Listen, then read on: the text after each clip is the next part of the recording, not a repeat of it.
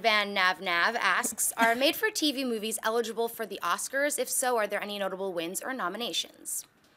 And off the top of my head, No. Yeah, made for TV, does that mean on TV? Yeah. Oh, yeah, no. Yeah, no. Golden Globes, yes. Yes, different. Keep going.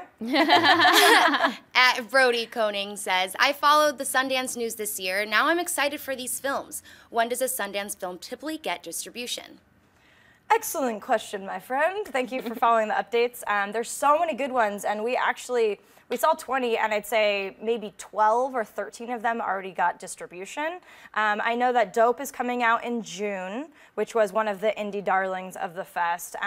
But yeah, most of them that got picked up, IFC picked up a lot of them, Open Road a couple of them. You'll see them in the next year or so. So just keep your eye out. Check IMDb because they're the hot property, so they'll definitely keep them posted. But yeah, they're not going to lose that momentum, so they're trying to lock a release date soon. Anything, Dad? Yeah, probably, if it's not in the summer, then probably in the fall, where I think more people are looking for those type of movies. Yeah. Yeah, it depends case-by-case basis. It depends on the distributor, when they want to push it. Sometimes they might want to push it for Oscars, so then they'll release it later in the year, or during the fall when the smaller movies can do better. And then sometimes movies come out, like The Voices is coming out now, and that was at Sundance last year. Yeah. So sometimes it takes a while to get there. Or maybe depending on as well, like there's a couple horror films, they want to put that in October strategically. So yeah, they usually have a strategy behind it, but a lot of good ones, so stay tuned. Chad Joyce tweets, speaking of Kill List and psych surreal horror, what are your thoughts on David Lynch and how he has impacted the industry? Oh, I love David Lynch. Yeah, I mean, he's one of the greats. I mean, his style can be felt in so many filmmakers today as well.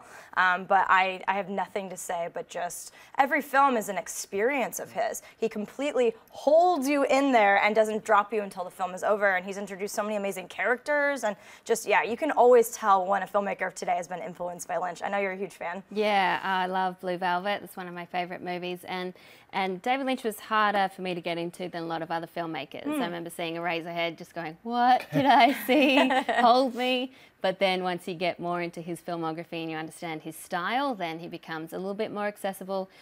He's very surreal and just very unique. And as you said, a lot of people have been influenced by him. Even we were talking about the Ryan Gosling trailer for his movie Lost River, and you can see some Lynch aspects just in that trailer. Yeah. So yeah, he's hugely influential. What I love about Lynch, though, he's very open to everything. Like when he talks about like digital versus film, and he talks about the different kind of like what people watching on their phones or their iPads, like he's very open to that, which, a lot of older filmmakers are not. They're very closed-minded when it comes to those things, and he's open to it all, so he's very experimental. Yeah, that is something to say about it. A lot of them are stuck in their ways. No, I will only shoot on this or this, so I love that. Keep pushing the envelope, my friend. All right, let's take 3 more.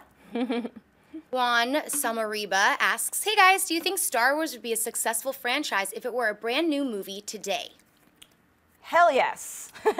If the original trilogy, because not the prequels. No, yeah, the original trilogy. I mean, again, we always talk about this, and so many of you out there get upset because you did like the prequels, and I get it. If I was raised in, 10, 15 years younger than most of us are, that introduction of the prequels, maybe I could see something more special about it, because as a cinematic experience, it is grand and it is intricate and fascinating and it's colorful, but it just doesn't even hold a candle to the original. So I do think that we're really hungry for good sci-fi fantasy exploration type films, but they have to be done right. I mean, you look at John Carter, which trying to combine some of those elements, and personally I thought the film wasn't bad. A lot of people hated it though, so it really does, you have to have the right formula. But I want to be the optimist and say that despite I do love the dark side, that yes, if it was the original now with the technological effects of now, that it would still have the love. Yeah, that's kind of the biggest complaint of people who love the prequels and may not like the original. I know that's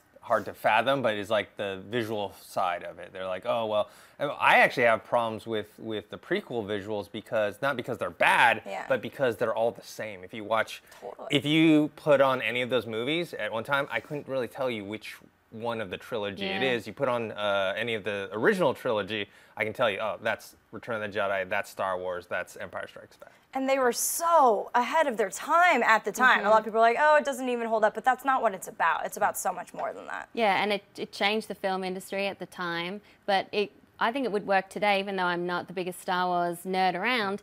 The story is the reason why it would work today, because it's quite a simple story, good versus evil, and it just works. Characters were written well, great characters. If you could have that cast as well now, because Harrison Ford, I want to see Han Solo, Harrison Ford back on the screen. Yeah, I think it definitely would work. The characters and the chemistry. Yeah, great. Definitely. All right, what's next? Henry Mertens tweets, are there any movies that are under the radar you've been recommending everybody to see? The Babadook comes to my mind. I love the Babadook. Babadook is good. Another one that I saw at AFI that I plugged on Indie was It Follows, staying within that realm.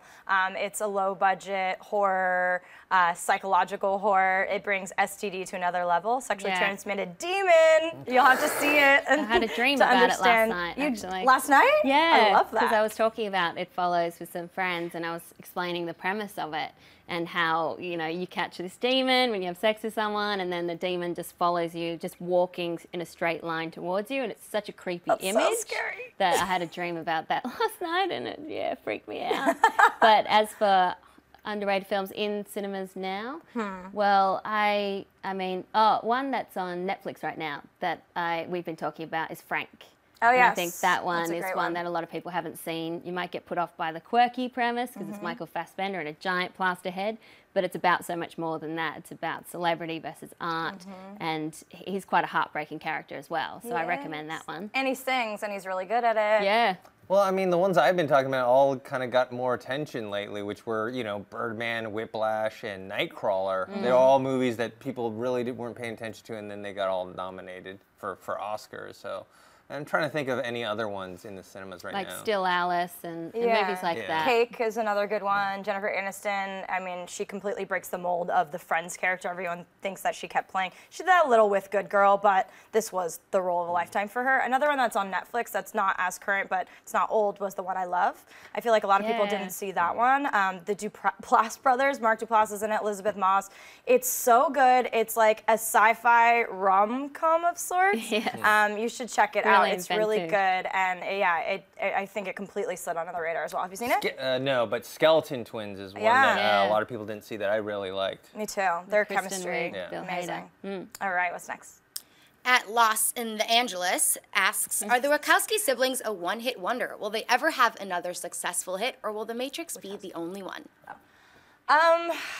That's a hard question. I don't think they're one-hit wonders. I just don't think, I mean, because visually, even if people are pulling apart the plot of Jupiter Ascending, it's still fun, you know? It's still visually a treat for your eyes. But yeah, nobody has ever gravitated, the public is the nobody, has gravitated towards really any of their films as much. So I don't know if one-hit wonder is the right, because the trilogy was really successful. So I already have 3 there, even though I still think the first was leagues above the other 2. But yeah, I don't know. I think they still have something to say as filmmakers, so I'm not ready to give up on them. Having seen Jupiter Ascending, definitely there's issues with that movie. But if you take it from just a filmmaking standpoint, you can see that visually they still have it. And even the action is actually pretty entertaining. There's other issues with the film that probably will detract people from watching it. But so after having seen it, I'm like, well, they still have it. Yeah. They just need to focus it in the right area. And so I think they still have another hit in them, or maybe more. The visual effects, definitely, but it just seems like more and more it's looking like the Matrix trilogy was the exception and not the rule. They really need a hit next time. They do. I was having a debate with Christian. He thinks that they had more to do with V for Vendetta than just producing, so maybe they did, and I loved that movie. Yeah. Cloud Atlas, I didn't mind just because I love the book, but I think I would have loved just seeing it on the screen no matter who was directing it, because that's such a complex book, and to see it up there was really cool.